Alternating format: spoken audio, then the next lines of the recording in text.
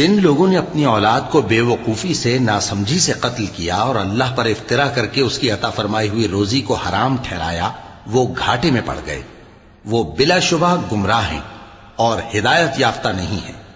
اور اللہ ہی تو ہے جس نے باغ پیدا کیے چھتریوں پر چڑھائے ہوئے بھی اور جو چھتریوں پر نہیں چڑھائے ہوئے وہ بھی، اور کھجور اور کھیتی جن کے طرح طرح کے پھل ہوتے ہیں،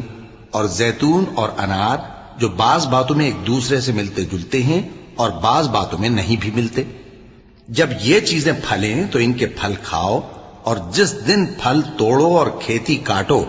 تو اس کا حق بھی اس میں سے ادا کرو، اور بیجا نہ اڑانا